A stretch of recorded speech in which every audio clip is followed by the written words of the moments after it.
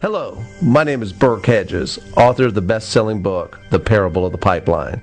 I open my book with a story about Pablo and Bruno, who take two very different paths in their quest for financial independence. What you're about to see is the delightful animated story of their adventure. So, sit back, relax, and enjoy the life-changing lessons in The Parable of the Pipeline.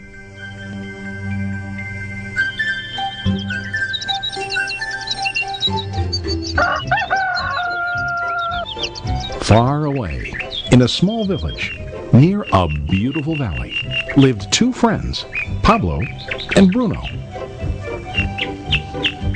They were both young and dreamed of a better life for themselves.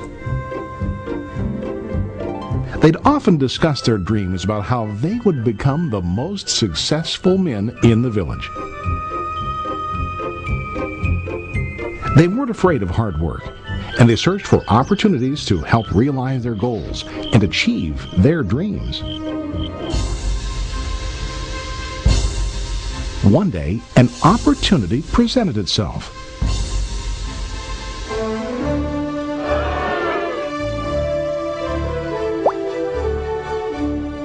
The mayor of the village decided to hire two people to bring water from a spring up on the mountain, across the valley, back down to the village.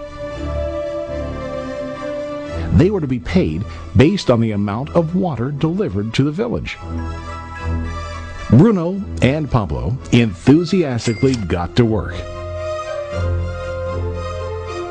Every day, from morning till evening, they carried buckets to and from the spring. They worked hard, carrying water to the village. In the evening, they'd return home with their day's wages.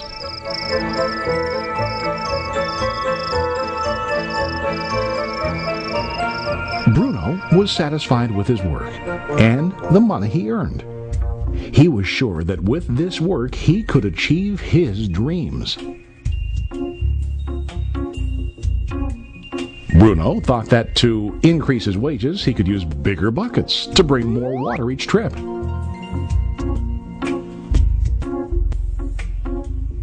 He believed with a larger income he would soon be able to buy a cow and the house that he dreamed about.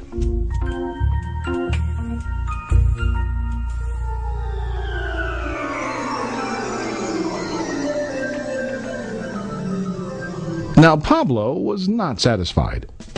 At the end of the day, his back and hands ached, and he was exhausted. He was looking for an easier way to earn more. One day an idea occurred to Pablo. He imagined building a pipeline to deliver the water from the mountain spring to the village. With this pipeline, he could get more water to the village without carrying buckets back and forth from the spring to the village. Soon, he got very excited about his idea and began to plan. Pablo, of course, shared his idea with his friend Bruno and asked him to join with him to work on and help build the pipeline. Bruno thought the idea was crazy. All Bruno could think about was what his money could buy today and how to get it quicker. He felt that building a pipeline would slow him down and delay him in achieving his goals. Instead, Bruno got bigger buckets and went more often back and forth, fetching water. He was sure that with this method, he could make more money. Pablo decided to build the pipeline on his own.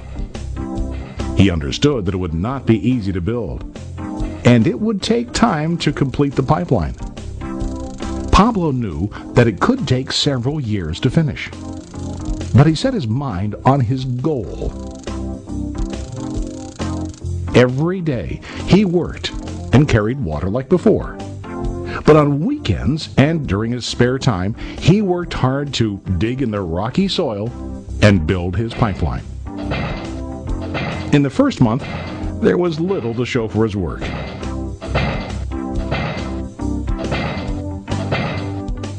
Bruno and the villagers laughed and teased him.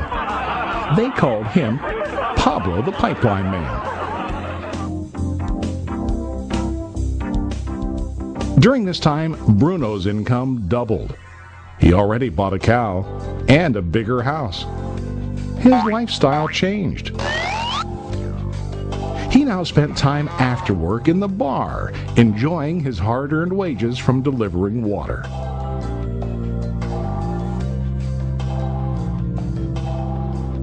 What Bruno didn't realize was that his body was starting to stoop from carrying the heavy buckets every day.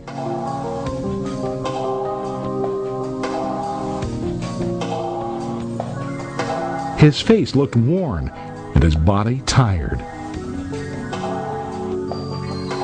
Soon, he began to carry less and less water due to the wear and tear on his body.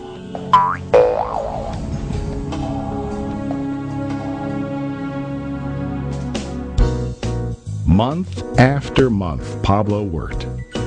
Soon a year passed, and then a second year. Finally, Pablo finished his pipeline.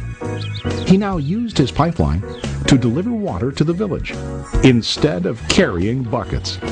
Pablo was now earning more money than ever before. The water continued flowing to the village, while Pablo wasn't working. While he slept and ate, the water flowed. Pablo was happy and proud of his insight, persistence, and hard work.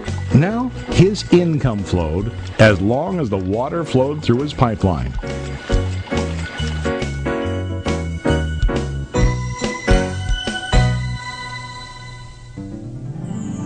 The story of Bruno and Pablo is a reflection of life. Their jobs symbolize what most people do to earn money. Bruno gets his money using buckets. He goes back and forth, carrying his buckets from the spring to the village in exchange for money. To increase his income, he either has to go more frequently to the spring or to use larger buckets.